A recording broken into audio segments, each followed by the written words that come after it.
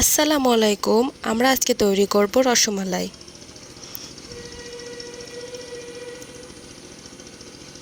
তার জন্য প্রথমেই আমরা 1 লিটার দুধের ছানা কেটে নিয়েছি এবং এটাকে ঝুলিয়ে রেখেছিলাম 3 ঘন্টার জন্যে।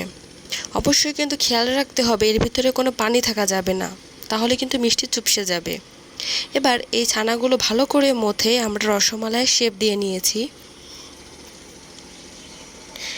এবার চুলায় আমরা 1 কাপ চিনি, তার সাথে 5 কাপ পানি দিয়ে এটাকে জাল করব। তারপর যখন পানিটা ভালো করে ফুটে উঠবে, এর ভিতরে রসমালাইগুলো ছেড়ে দিব এবং দেখব রসমালাইগুলো কিন্তু উপরে ভেসে উঠতেছে।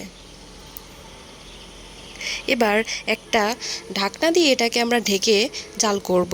অবশ্যই খেয়াল রাখতে হবে ঢাকনায় কোনো ছিদ্র থাকলে সেটা বন্ধ করতে হবে। প্রথম 5 মিনিট এটাকে আমরা মিডিয়াম টু হাই হিটে জাল করব।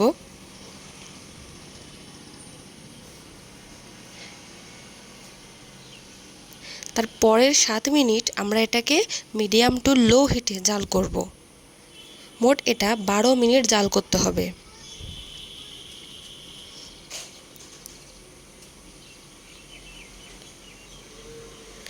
এবার জাল করার পর এটাকে আমরা ঢাকনা এরকম দেওয়া অবস্থায় রেখে দিব 1 ঘন্টার জন্যে। এবার 1 ঘন্টা রেস্টে রাখার পর এই ঢাকনাটা খুলে নিলাম। এবার এর যে শিরাটা সেটা আমরা একটা স্ট্রেনার দিয়ে ছেঁকে নিব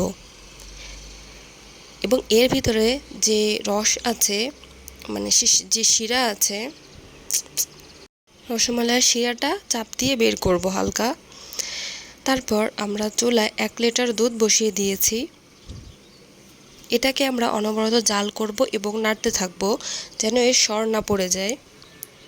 তারপর এর ভিতরে 2 টেবিল চামচ গুঁড়া দুধ, 3 টেবিল চামচ কনডেন্স মিল্ক,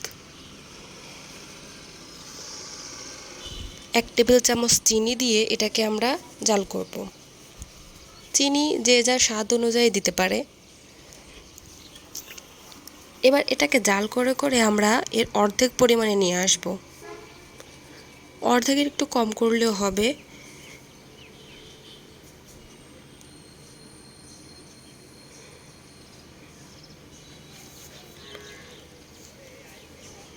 এবার এর ভিতরে আমরা সেই রসমালাইগুলো সব দিয়ে দেব।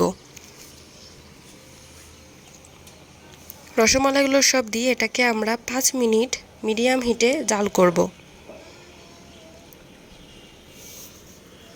এই পর্যায়ে আমরা ঢাকনা খুলতে পারবো।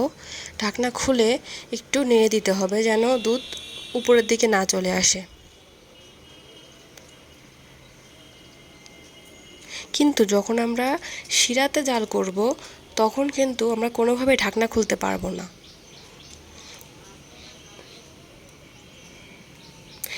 এবার 5 মিনিট জাল করার পর আমরা চুলাটা অফ করে দিয়ে এর ভিতর অল্প একটু বেকিং সোডা দিব। আমার কাছে যেহেতু ছিল না আমি দিতে পারিনি। এবার এটাকে আমি 3 ঘন্টার জন্য রেখে দেব।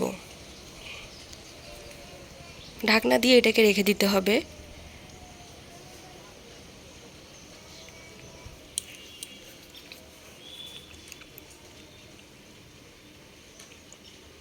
তিন ঘন্টা পর এই যে আমরা রসমালাইগুলো দেখতে পাচ্ছি, আমরা যেমন শেপ দিয়েছিলাম রসমালাইগুলো কিন্তু তেমনই আছে। এবার চলুন একটা কেটে দেখাই। দেখুন এর ভিতর পর্যন্ত কিন্তু মালাই ঢুকেছে। আশা করি আপনাদের ভালো লাগবে।